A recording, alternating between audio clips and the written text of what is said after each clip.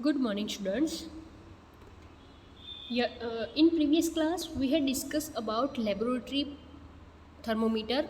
ठीक है, हमने लास्ट क्लास में डिस्कस किया था किस तरह से लेबोरेटरी थर्मोमीटर हम यूज़ करते हैं. नाउ डेज इलेक्ट्रिक, ठीक है, जो इलेक्ट्रिक हम थर्मोमीटर यूज़ करते हैं अभी विदाउट मर्क्यूरी वाला. ठीक है, it is a useful, it is a safe for us. समझ में आ रहा है, क्योंकि मर्क्यूरी हमारे लिए क्या था, हार्मफुल था. अगर थर्मोमीटर ब्रेक डाउन हो जाता है तो मर्क्यूरी को डिस्पोज करना, ठीक है, डिस्पोज करना बहुत ही डिफ़िकल्ट था. वो इजीली डिस्पोजेबल नहीं था. इसीलिए क्या इन्वेंशन किया, मतलब कि इलेक्ट्रिक थर्मोमीटर उन्होंने डिजिटल थर्मोमीटर क्या किया, प्रिपेयर किया. सो डिजिटल थर्मोमीटर में मर्क्यूरी यूज़ नहीं होता, इसीलिए वो कन्वीनियंट है हमारे यूज़ के लिए. Now further the 4.4 topic is transfer of heat को किस तरह से हम ट्रांसफ़र करेंगे, मतलब कि हीट ट्रांसफ़र किस मीडियम से होती है.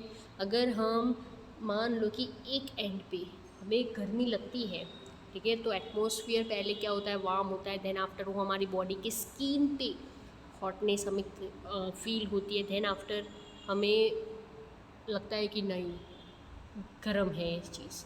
सपोज़ हमने एक बाउल के अंदर वाटर क्या किया है, तो गर्म करने के लिए रखा है, या तो उसको वार्म करने के लिए हमने स्टोव पे रखा है. समझ में, घर पे एक बाउल लिया है, उसके अंदर वाटर फिलअप करके उसको स्टोव पे हमने रख दिया और गैस ऑन कर दिया. तो हीट क्या हो रही है, अब ट्रांसफ़र हो रही है. कहाँ से, स्टोव में से बाउल में. पहले वो बाउल को क्या करेगी, तो पहले बाउल को हीट करेगी.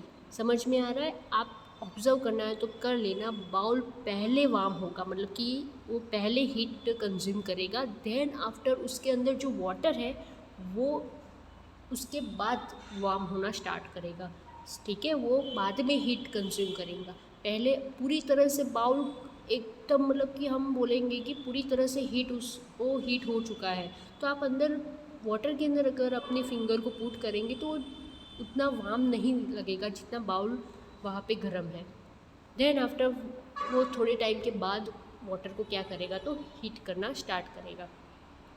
देन चलो स्टार्ट करते हैं. You might have observe that a frying pan become a hot when kept on a flame. Flame के ऊपर हम जब फ्राइंग पैन रखते हैं, ठीक है, देन आपने ऑब्जर्व किया, it is because the heat passes from the flame to the utensils. वो हीट फ्लैम में से यूटेंसिल्स को क्या कर रहा है, हीट पास कर रहा है. फ्लैम में से वो यूटेंसिल्स को हीट पास कर, इसीलिए पैन गर्म हुआ. When the pan is remove from the fire में से अगर उसको रिमूव कर दो, ठीक है, तो it slowly cool down. Pan है वो गर्म हो चुका है, साइड पे रख दो उसको, तो धीरे धीरे वो क्या हो जाएगा, तो कूल होना स्टार्ट हो जाएगा. When the pan is remove from the fire it slowly cool down. Why does it cool down, the heat is transfer from the pan to the surrounding. जब भी हम पैन को स्टव पे रख रहे हैं, फ्लैम पे रख रहे हैं, तो फ्लैम में से जो हीट है वो पैन में ट्रांसफ़र हो रही है. ठीक है, पैन जो यूटेंसिल है उसके अंदर ट्रांसफ़र हो रही है. तो हम यहाँ पे बोल सकते हैं, ठीक है, क्या बोल सकते हैं, जो फ्लैम है,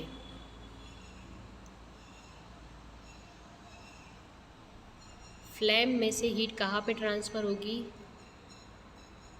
पैन में.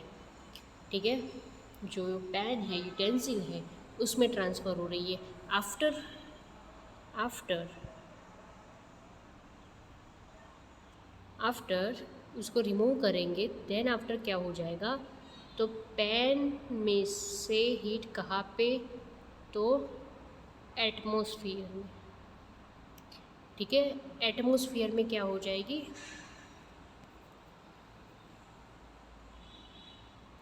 एटमॉस्फेयर में वो हीट ट्रांसफ़र हो जाएगी. समझ में आ रहा है, done.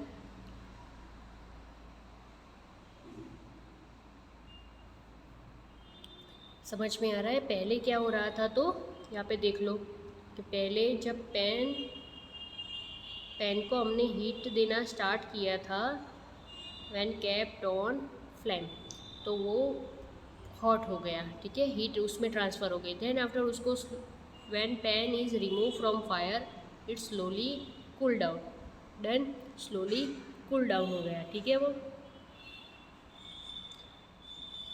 Then so you can understand that in both case the heat flow from hotter object to colder object। इसका कंक्लूजन क्या हो गया, जब हीट का जो फ्लो है, हीट फ्लो, हीट का जो फ्लो है वो किस तरह से है, उसका डायरेक्शन कौन सा हो जाएगा, तो हॉट से कोल्ड, ठीक है। जो हॉट ऑब्जेक्ट होगा वहाँ से कोल्ड ऑब्जेक्ट होगा, उसके डायरेक्शन में वो क्या हो जाएगा, तो हीट ट्रांसफ़र होगी। समझ में आ रहा है? Done, okay. नाउ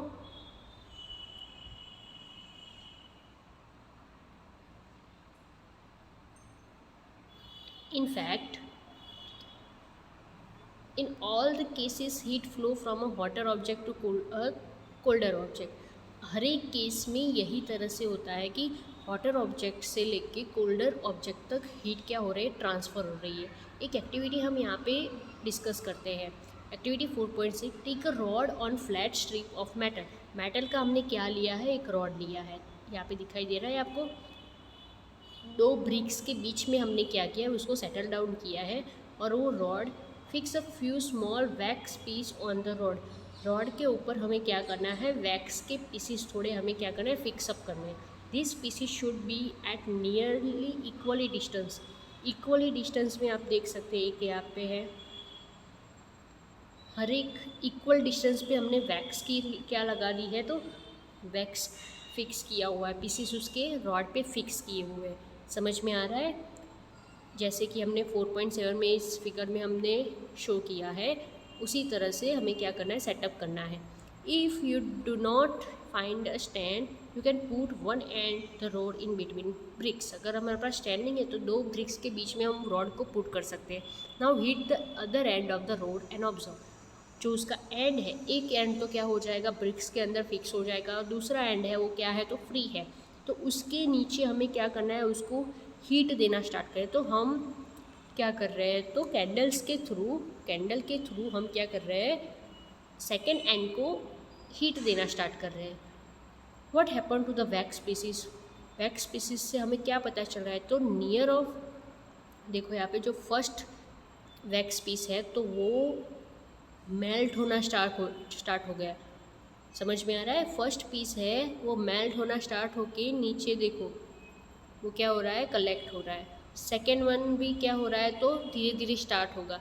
जैसे ही आप यहाँ पे हीट ज़्यादा से ज़्यादा वक्त देते रहेंगे तो हीट यहाँ पे हीट क्या हो रही है, ट्रांसफ़र हो रही है। किस डायरेक्शन में, तो सेकेंड एंड से जो फर्स्ट एंड है वहाँ तक। समझ में आ रहा है? मैंने यहाँ पे एरो से जो डायरेक्शन बताया है आपको, उस डायरेक्शन में क्या हो रही है, तो हीट ट्रांसफ़र हो रही है, क्योंकि this and is hot and this and is cold. तो हमें पता है कि हीट जो ट्रांसफ़र होती है हॉटर रीजन से लेके हॉटर एंड से कोल्डर एंड तक वो क्या होती है, तो ट्रांसफ़र होती है। समझ में आ रहा है? डन, समझ में आया? हमने पहले ही डिस्कस किया कि जो हीट ट्रांसफ़र होती है वो हॉट एंड से कोल्ड एंड की तरफ क्या होती है, ट्रांसफ़र होती है। तो यहाँ पे कौन सा एंड है वो हॉट है, तो यहाँ पे हॉट है क्योंकि कैंडल उसको क्या कर रहा है, तो हीट दे रहा है। और ये रीजन है वो क्या है, तो कोल्ड है। समझ में आ गया? तो हीट जो है ट्रांसफ़र किस तरफ से होगी, हॉट से लेके कोल्ड तक। सो धीरे धीरे ये सारे जो वैक्स के पीसीस है ना, वो सारे क्या हो जाएंगे, मेल्ट होना स्टार्ट हो जाएंगे। समझ में आ रहा है?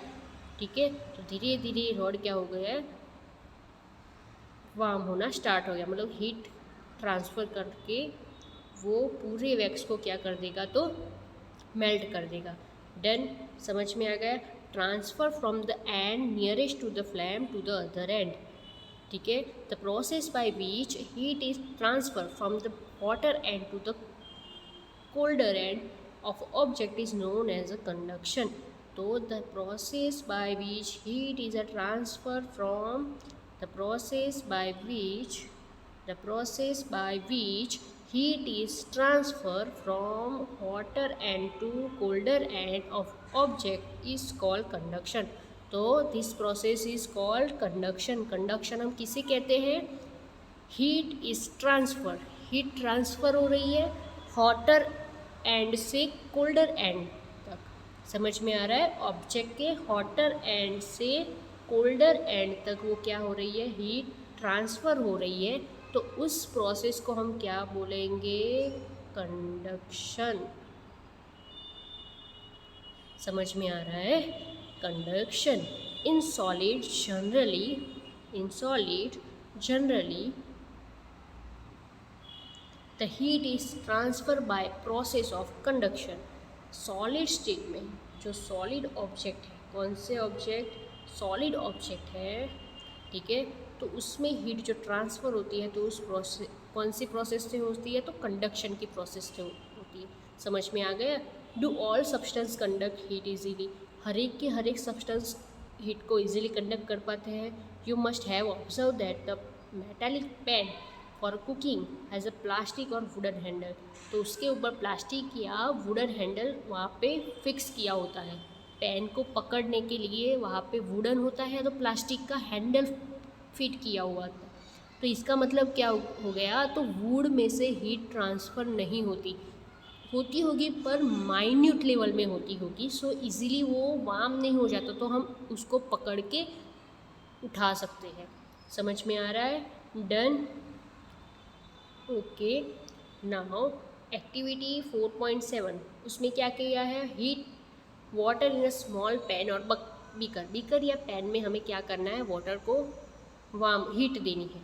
Collect some article such steel, spoon, plastic scale, pencil, divider, ये सारे हमें ऑब्जेक्ट क्या करना है? कलेक्ट करना है। Dip one end of each of this article in hot water, wait for a few minutes. हर एक आर्टिकल्स, हर एक सब्सटेंस को, हर एक मटेरियल को, ठीक है, जो हमने पेंसिल लिया है, डिवाइज़र लिया है, प्लास्टिक स्केल लिया है, स्पून, स्टील, इस आर्टिकल को हमें क्या करना है? तो उस मटेरियल को वाटर, जो हॉट वाटर है, उसके अंदर डीप करना है और हमें क्या करना है? ऑब्ज़र्व करना है, ठीक है। क्या ऑब्ज़र्व करना है?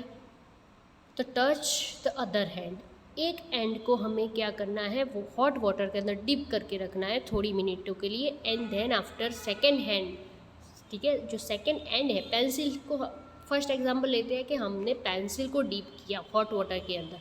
तो पेंसिल के दो एंड होते हैं, फर्स्ट एंड को हमने हॉट वाटर के अंदर डीप किया और सेकेंड हैंड है उसको हमने पिक करके रखा है। थोड़े मिनटों के बाद हम अगर ऑब्ज़र्व करेंगे तो सेकेंड एंड है तो वो हमें हॉट लग रहा है या कूल, ठीक है। अगर वो हॉट लग रहा है तो it is a heat transfer हुई है, ठीक है, उसके अंदर क्या हुआ है? तो हीट ट्रांसफ़र है। अगर वो एज इट इज़ कोल्ड है, ठीक है, वो गर्म नहीं हुआ है, तो इसका मतलब कि वहाँ पे हीट ट्रांसफ़र नहीं हुई है। The material which allow heat to pass through them easily are conductors of heat.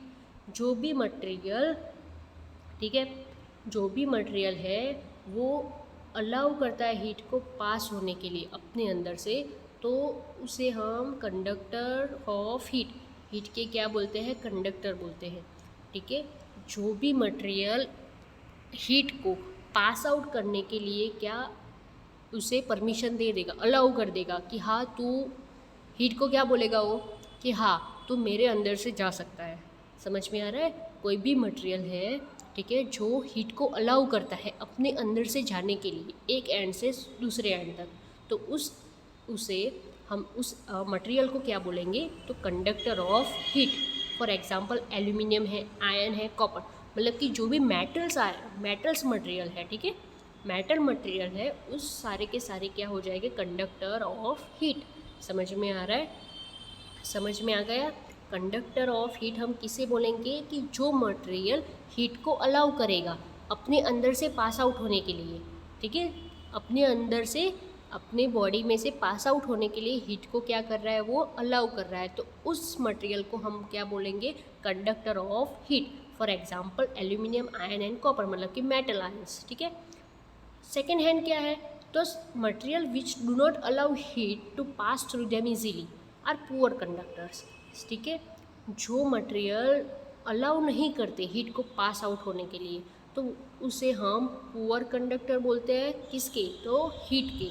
As a plastic and wood, example क्या है, प्लास्टिक एंड वुड। प्लास्टिक और वुड वो हीट को अपने अंदर से पास आउट नहीं होने देते, इसीलिए उसको पुअर कंडक्टर बोलते हैं। और poor conductor are also known as insulator.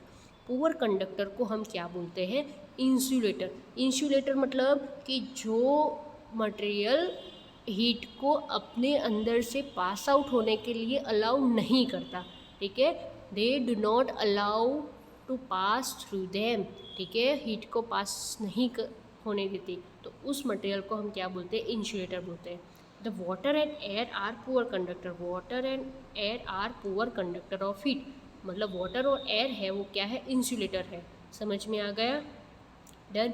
इस तरह से हम क्या कर सकते हैं, डिफरेंट मटेरियल्स या डिफरेंट यूटेंसिल्स, डिफरेंट काइंड के ऑब्जेक्ट लेके हम डिफ्रेंशिएट कर पाते हैं, ठीक है। तो कौन सा कंडक्टर है, कंडक्टर ऑफ हीट, और कौन सा इंसुलेटर है, डन। समझ में आ गया, तो we will stop here. Tomorrow in next class we will discuss about activity 4.8, done.